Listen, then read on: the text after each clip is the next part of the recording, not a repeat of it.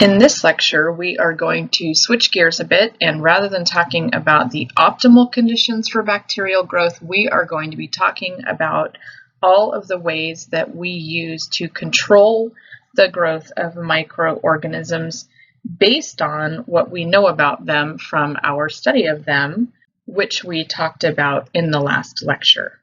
Before we get going, though, I want to talk about a couple of different terms, and this particular table came from the Tortora textbook. There is a similar table in the OpenStax textbook, which gives us a couple of different terms that I want us to be familiar with before we move into our discussion of the control of microbes. First up is the word sterilization, which is probably familiar to you, but just that we have a context for what we mean when we say sterilized in this class. We mean the destruction or removal of all forms of microbial life, including endospores. So endospores are the hardest thing for us to kill, and so that's what we aim those techniques at. The one exception to the way that we typically sterilize would be those prions, the non-living proteins that we talked about in the first lecture unit, which require really intense levels of chemical and physical control in order to destroy them. So sterilization is aimed at killing endospores, and when they kill the endospores, they kill everything beneath that, including viruses and all of the living microorganisms. Another word that may sound familiar to you and may be one that you use in your common language is disinfection. But from a microbiological standpoint, the word disinfection is a word that means to destroy pathogens on inert surfaces or fomites or inanimate objects. So any of those three words, inanimate, inert, or fomite, mean a non-living surface. And anytime we clean to remove microorganisms from a non-living surface, we call that disinfection. When we are attempting to remove those microbes from skin or mucous membranes, we call that antisepsis. So the difference between antisepsis and disinfection, notice, is just whether or not that thing is safe for use on skin and mucous membranes. So a lot of times disinfectants, say like bleach or something like that, are very effective at killing microbes, but they are very effective at damaging us as well. So we don't use those as antiseptics. So disinfectants are for use on inanimate objects or fomites. Antiseptics are for use on skin and mucous membranes. Sort of a follow-up term to antisepsis is something called degerming. Degerming is the removal of microbes from a limited area. So a really common example of degerming would be to wipe down the skin with an alcohol wipe prior to giving an injection or taking a blood sample from a patient.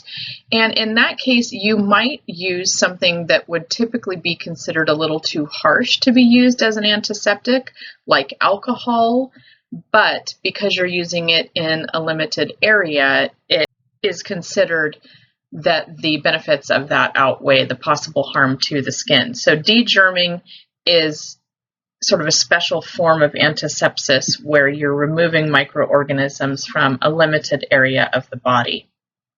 Finally, we have the term sanitization.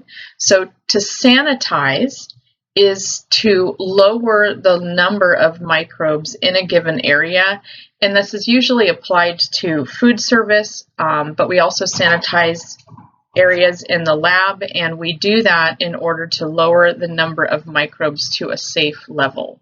All right, now that we've got that terminology down, I want to talk a little bit about how we control microbial growth, because it turns out that controlling microbial growth doesn't always mean killing microbes. Sometimes it just means to inhibit them from growing. So we have a couple of terms that we use generally. We use them and they describe for us the way that a particular agent exhibits its control. So we have microbistatic agents, we have microbicidal agents, and we have microlytic agents. If those agents are specifically aimed at bacteria, we call them bacteriostatic or bactericidal or bacteriolytic, virucidal, fungicidal, right? All of those different things. But a catch-all phrase would be to call them microbistatic, microbicidal, or microbilytic. So the prefix there gives you an idea of who you're controlling. The end of the word, the suffix there, gives you an idea of how you're controlling them. So all static agents, if you think about the word static, stasis, staying the same, all static agents control microbial growth by inhibiting binary fission. And we can see what happens when a static agent is added to a growing culture by looking at this graph on the left-hand side of the slide. Notice we have two measures of growth. One is a measure of the viable cell count. The other is a measure of the total cell count. Remember, we talked about those in the previous unit. Total cell count includes live and dead cells. Viable cell counts, which we would record as CFUs per mil, tell us only those cells that are alive and capable of binary fission.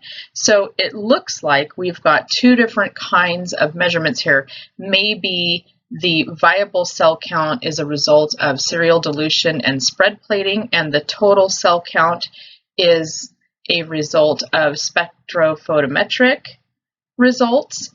But if you watch both of those, they increase over time. So we're moving through time and increasing in cell number over time. And when this static agent is added, notice both the viable cell count and the total cell count have a slope of 0. So there's no change in the cell number over time. So you have stopped binary fission. You have assumed stasis here, and so we call that a microbistatic agent.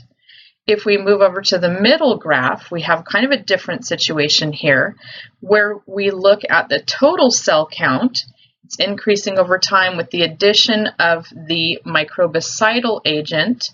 There is a slope of 0. There's no change in the total number of cells over time, but this will highlight for you how important it is to have maybe those tedious and time-consuming processes which give you a viable cell count, because notice when you add the microbicidal agent, though the total cell count stays the same, the viable cell count drastically drops over time, has a very steep negative slope, and so you're killing those organisms. So this is a microbicidal agent. And then finally on the right-hand side, we have a microbilytic agent. So whereas static agents cause stasis of the population and cidal agents kill the population, lytic agents lyse the members of the population. So at the addition of the microbilytic agent, not only do the cells die, but the drastic reduction in the total cell count tells us that all of those cells die because they're being lysed. So as we're looking at different disinfectants and antiseptics and different methods of control, we want to be considering whether or not they are static, cidal, or lytic agents. Before we start talking about the methods of microbial control, I want to give you a couple of terms. The first one is really important because it allows us to compare all different methods of control for their effectivity, and that is something called the decimal reduction time, or DRT.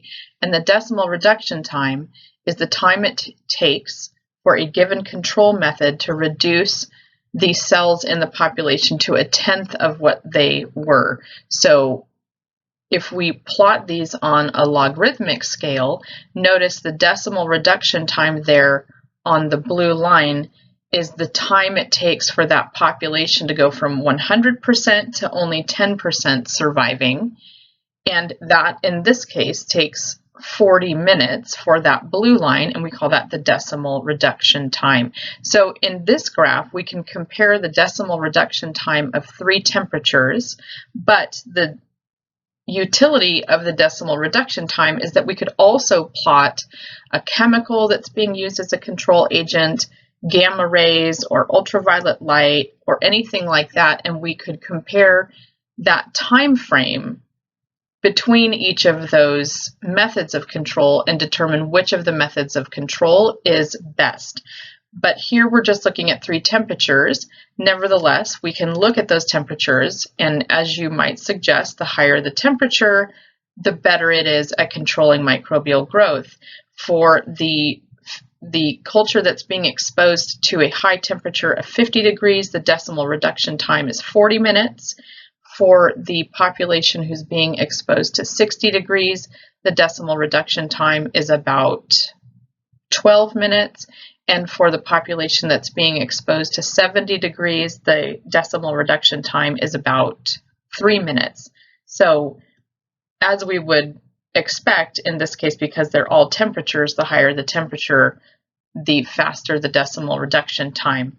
When we're talking about temperature, though, and that's why this is used in this diagram here, is we can talk about different aspects of the control as well, and those would include the thermal death point and the thermal death time. So notice both of these, we've added thermal to our description, so we're talking specifically now about methods of control that employ heat. So the thermal death point is the lowest temperature at which all cells are killed within 10 minutes, and the thermal death time is the time it takes to kill all cells at a given temperature.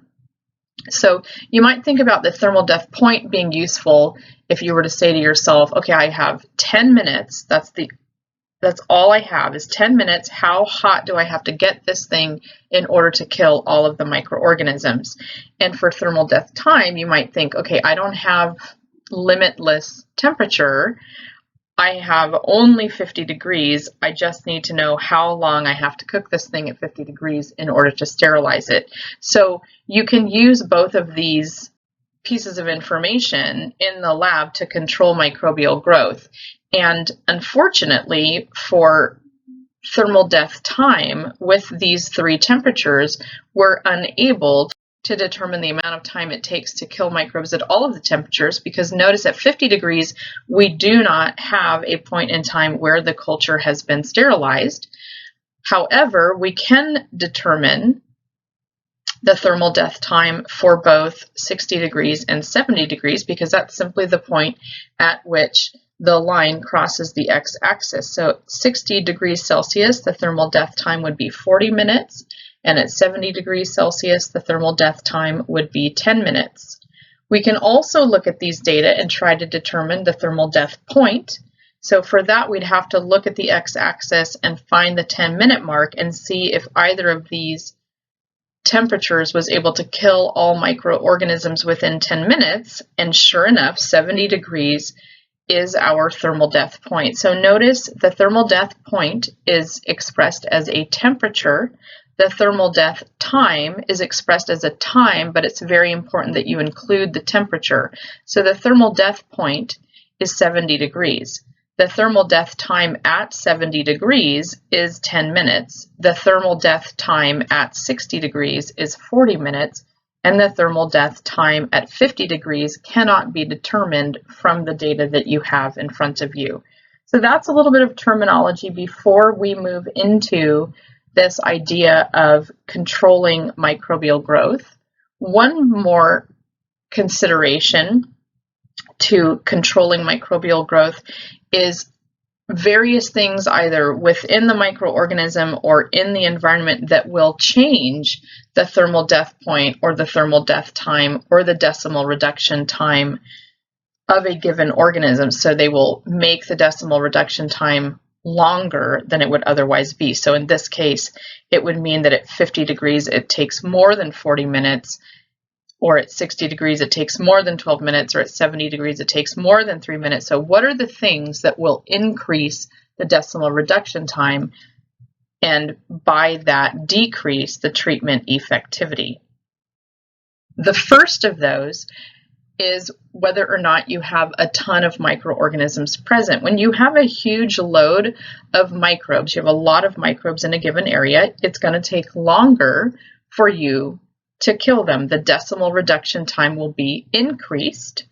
And the reason for that is because those microorganisms on the outside of the culture will be exposed first and will kind of buffer and protect those on the inside. So you have to have enough time for all of the microorganisms to be exposed to your method of control, right? If you have broth that you're trying to heat enough to kill all of the microbes inside, you have to apply that heat for long enough that it actually penetrates and increases the temperature of the entire flask. So when you have a high population load, as you can see from this graph here, it will take longer for you to kill all those microorganisms as opposed to if you had a low population load. So fewer microorganisms are easier to kill than many microorganisms. And that's something that if we were in the lab together, we would be employing for routine disinfection of what we assume to be a clean countertop. We spray a disinfectant and we wipe that disinfectant off. If you were to spill microorganism onto the counter, now we have a higher microbial load in that area on the countertop. So I would spray it and then allow the disinfectant to sit there so that the disinfectant would have time to penetrate the entire load of microorganisms and kill all of them.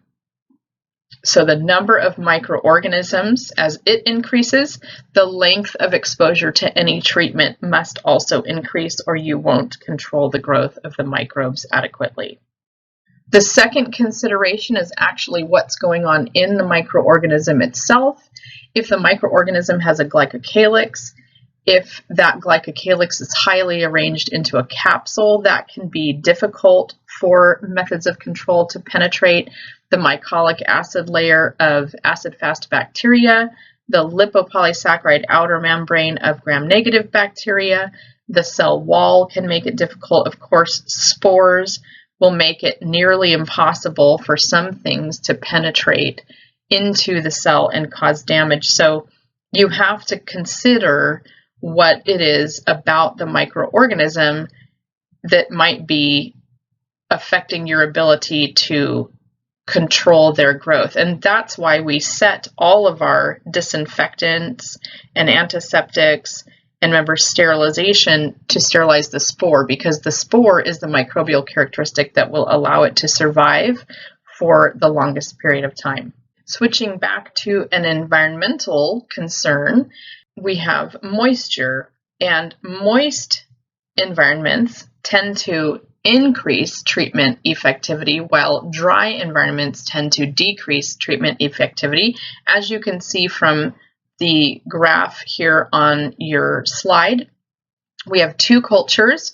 One is wet, one is lyophilized, which means it is dry. And if we look at those over time, the solid line, the solid red line, which is the wet culture, so in broth, reduces very quickly, very sharp negative slope. So whatever this treatment is, it's working very well. Whereas the lyophilized culture doesn't change over time, no change in the cell number over time, which means that this is not a useful method of control for this dry or lyophilized culture. Now, in this particular experiment, it's temperature that's being applied to both the wet and the lyophilized or dry culture. And the reason that temperature doesn't work can be seen in the dotted lines. If you look at the red dotted line, the temperature of that wet culture very quickly increases and causes the death of the microorganisms, whereas in the lyophilized culture, notice the temperature does not change over time. And so the reason this dry culture is not affected by the temperature is because air is a very poor conductor of heat. And so the heat actually can't get into the culture. Nobody's being exposed to that temperature, and so nobody's dying. Whereas water is very good at conducting heat, and so the water conducts the heat into the entire culture and can very quickly sterilize the culture because of the moist environment. And that's something that we take to heart when we talk about sterilizing things. We typically in the lab sterilize using something called an autoclave, which we'll see in a few moments, but one of the marks of the autoclave is moisture, because we know moisture increases treatment effectivity. Another environmental consideration is the amount of organic matter that the microbes are surrounded by. Similarly to the fact that microbes can protect other microbes by absorbing the heat or the chemical or whatever it is that you're using as a method of control. Dirt or fecal material or things like that can also absorb the heat and absorb the chemicals and shield the microbes from the treatment. So organic matter in the environment will protect microorganisms, which is a lot of the reason why we clean wounds before we dress them and clean them before we apply antibiotics or antiseptics, because we need to remove that organic matter so that the treatment can get right to the cells and be as effective as possible.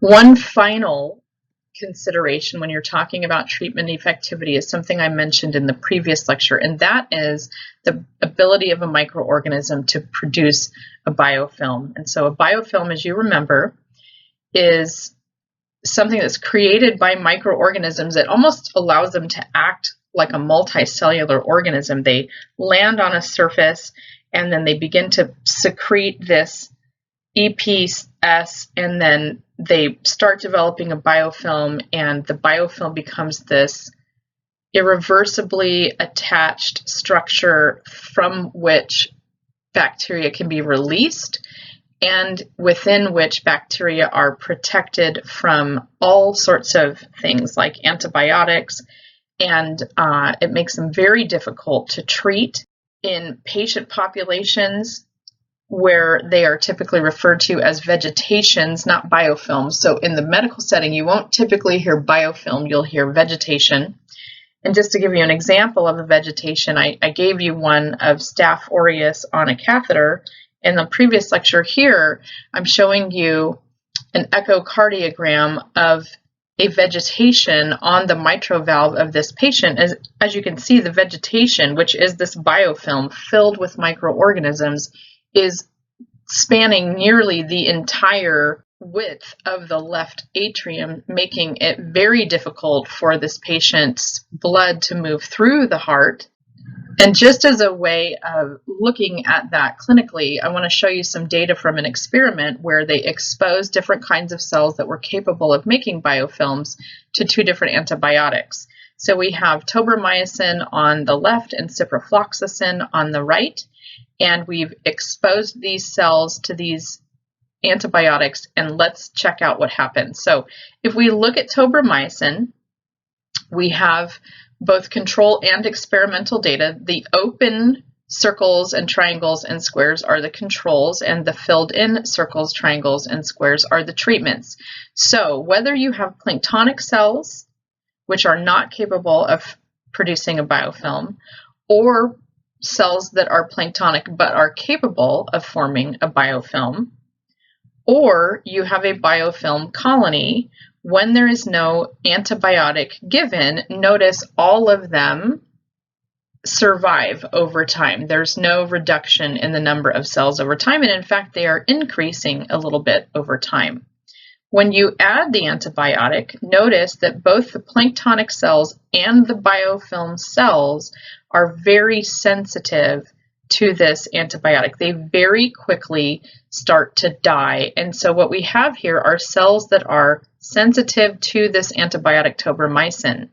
But once those cells are allowed the time to make a biofilm, which doesn't take much time at all, remember from your biofilm enhancement assignment, right, happens very quickly. Once they are within that protective biofilm, notice that the biofilm colony, the filled in squares, follows just about identically the track of the controls, which says they're no longer sensitive to this antibiotic. So even though in the lab we would report that organism as sensitive, in the patient it would not help to fight that infection at all. And a similar thing happens with ciprofloxacin. You have the biofilm colony, the squares that are filled in, growing at just about the same rate as the unexposed cells. So the biofilm protects these cells from antibiotics. It likewise protects the cells from your immune system. Your immune system comes in and it can't get in and bust through that biofilm to get the cells inside. So the benefits to an organism of producing a biofilm are huge. And the consideration from our perspective is that we have to figure out a way of getting rid of the biofilm so that we can actually treat effectively the patients that are infected with the organism that's capable of producing the biofilm. All right, so finally, we get to talk about the kinds of treatments that we can use. And we're going to start first talking about physical methods of control. And the first of those is heat, which we've kind of been alluding to already. So heat can be used, as you know from the previous lecture, at high temperatures. Proteins denature and cells thermally lyse. So heat can be used to control microbes by killing them, and low temperature can be used to control microbes by slowing their growth.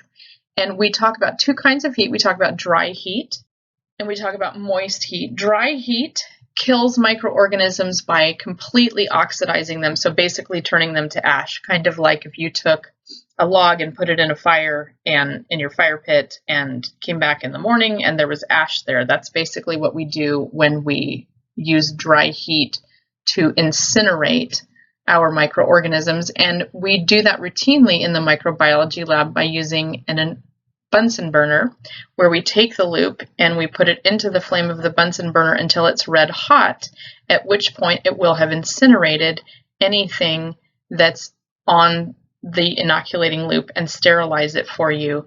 The other thing that you can do is use hot air sterilization, which is basically like putting things in an oven and baking them.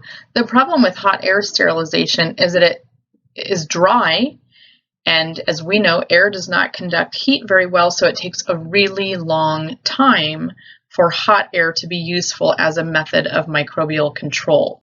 And just as a comparison, hot air, if you want to sterilize something using hot air, you have to heat it to 170 degrees Celsius for 2 hours. If you utilize moist heat, you only have to heat it to 121 degrees for 15 minutes. So it's a much faster and lower temperature that's required in order to sterilize with moist heat. And moist heat works by denaturing proteins and popping spores, and our most common way of using moist heat for sterilization is a machine called an autoclave, which is used in microbiological labs to sterilize media prior to its use, and also to sterilize media that organisms have been grown in before we dispose of them. And it utilizes pressurized steam in order to sterilize whatever is inside of it and also to pop spores. So autoclaves are a method of moist heat sterilization which denatures proteins. Now, one kind of heat control that's used that does not achieve sterilization but is very commonly used commercially is something called pasteurization, which, as its name suggests, was discovered by Louis Pasteur. It's important to note this does not sterilize, it sanitizes food items. It lowers the number of microbes to a safe level for consumption. And historically, pasteurization was done at 63 degrees Celsius for about 30 minutes, but we've learned that equivalent treatments are 72 degrees for 15 seconds, or more like a flash of 135 degrees Celsius for less than a second. And those are really important because cooking something at 63 degrees Celsius for 30 minutes can drastically change the flavor, and we're talking about foods. So just as a comparison, we have these different kinds of pasteurization that are used today. HTST, which stands for high temperature short time or flash pasteurization, is that milk being heated at 72 degrees for 15 seconds and then bottled and refrigerated, right? Important to refrigerate it because 72 degrees for 15 seconds will lower the number of microbes, but it will not kill them completely. It doesn't sterilize the milk. And so we have to employ low temperature in order to control whatever microbes are left and keep that food from spoiling, as opposed to ultra high temperature pasteurization. So if we take that milk and we heat it at 138 degrees Celsius for 2 or more seconds and seal it in an airtight container, that can actually be stored for up to 90 days without refrigeration because you've sterilized the milk. So pasteurization is a way of employing heat to control the growth of microbes to the point that the food is sanitary, and now today to the point that the food has been sterilized. So heat is the first of the physical methods of control. The second method of physical control is salt or sugar. Any molecule that causes osmotic stress and causes water to leave the microorganism will desiccate or dry out the microorganism, remove all of the water from inside it, and the microorganism will be incapable of growing. And this is historically a very important method of control.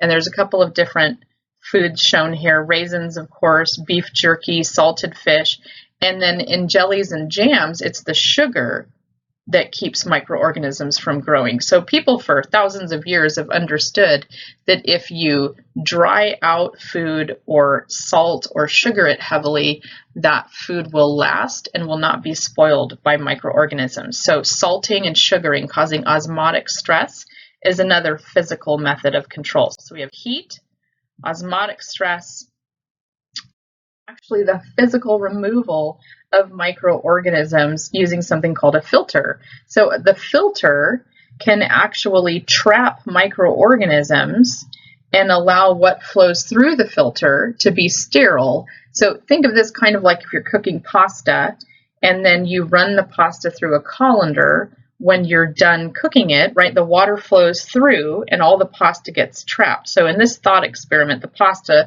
are the microorganisms, and then what goes through would be the sterile filtrate. So you pour in a sample that could be contaminated, you pass it through a membrane filter, and you collect a sterile filtrate at the bottom. And that can be done on a larger scale, like you see here, where you might be able to filter sterilize,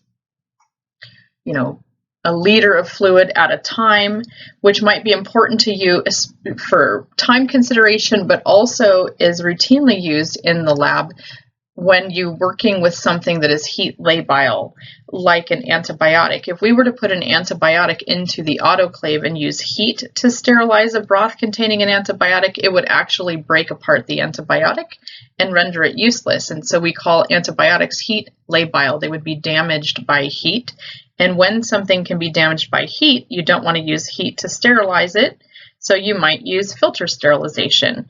You might also use filter sterilization, as I mentioned, because you don't have a lot of time. You don't have that 15 minutes to devote to putting it into the autoclave and then the time it would take for that material to cool down from 120 degrees Celsius to a temperature that you could work with it.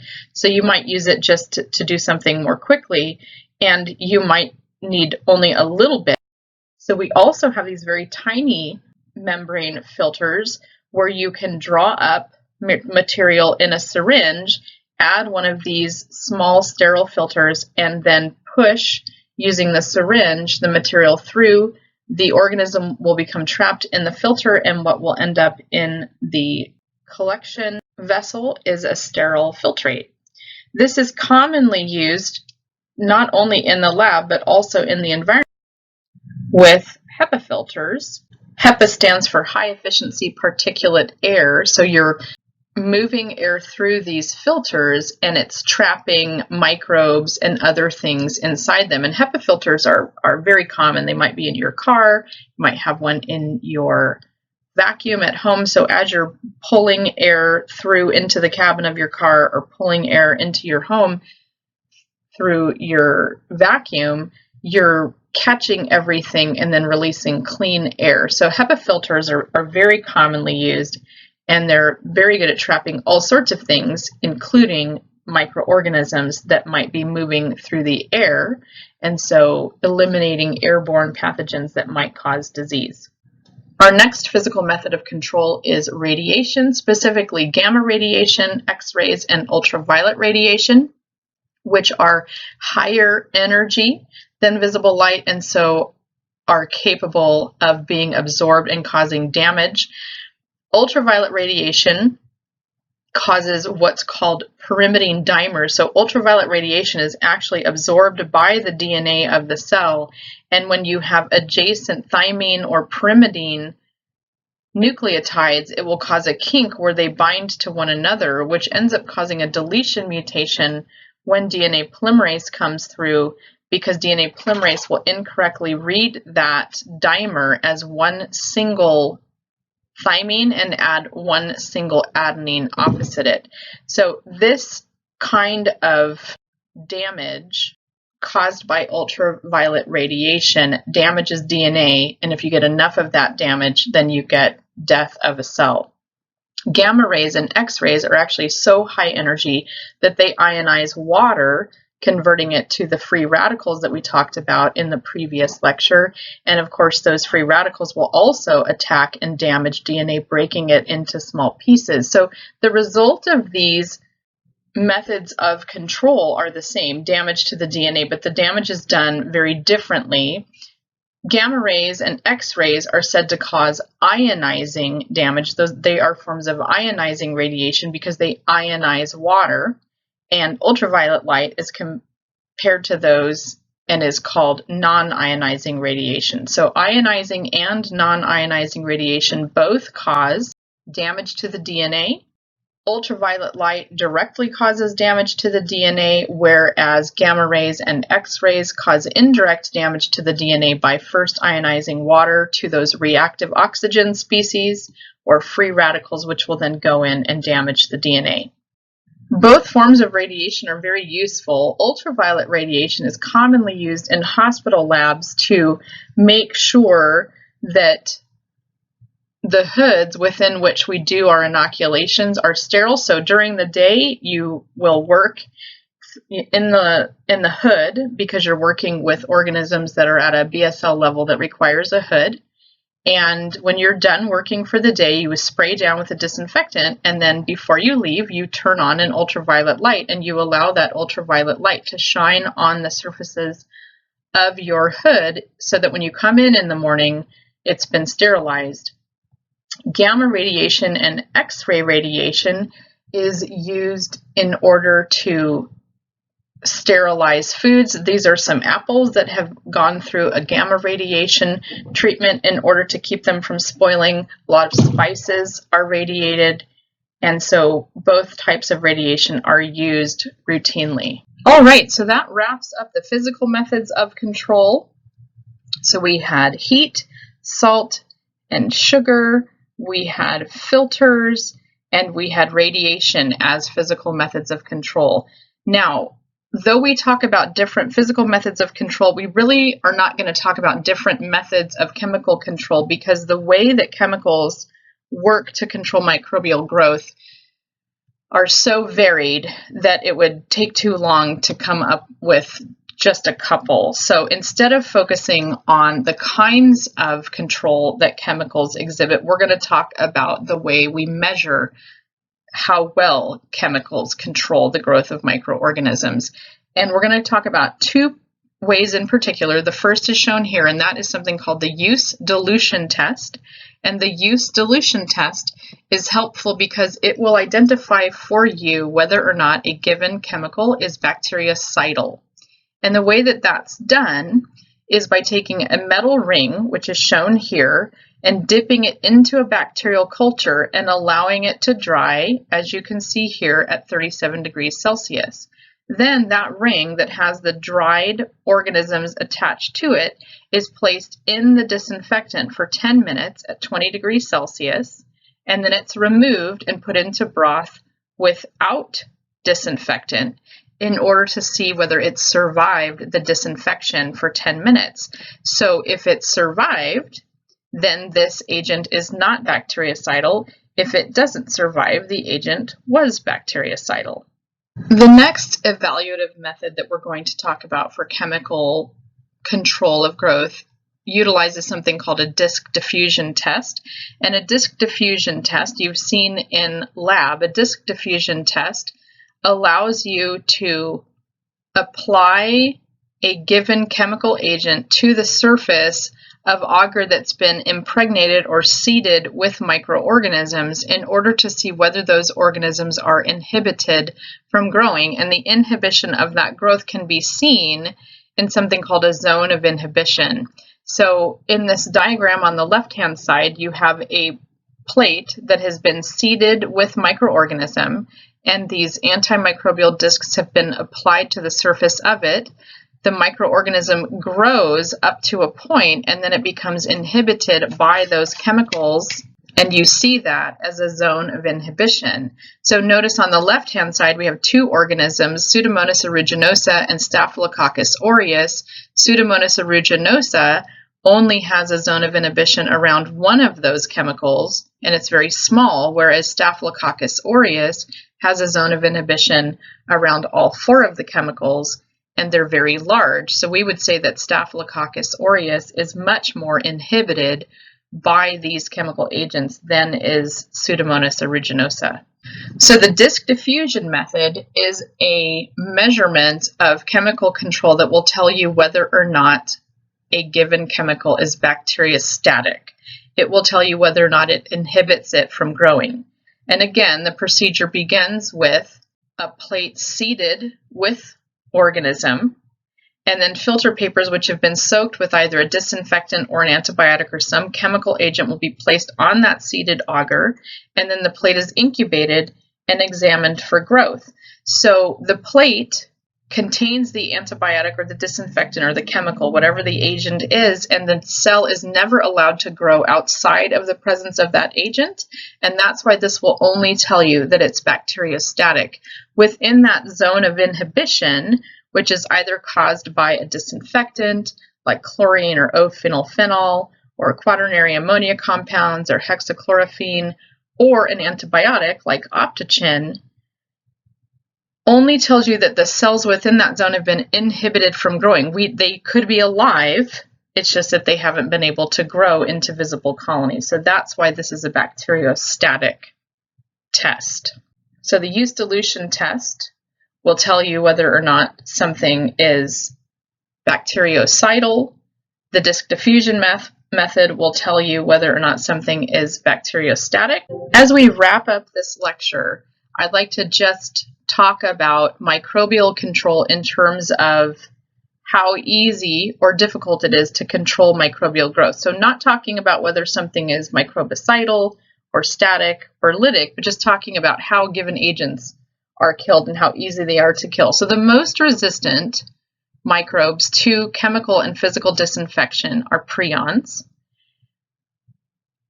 I would say, in contrast to this diagram that's found in the Tortora textbook, that non-enveloped viruses, because they're surrounded by protein, are up there with, not with the prions, but up at the top there between the prions and the endospores of bacteria, followed by the acid-fast bacteria, protozoan cysts, protozoa, gram-negative bacteria, fungi, gram-positive bacteria, viruses with lipid envelopes, and then at the very bottom there is you. Your cells are the least resistant to all of these methods of control.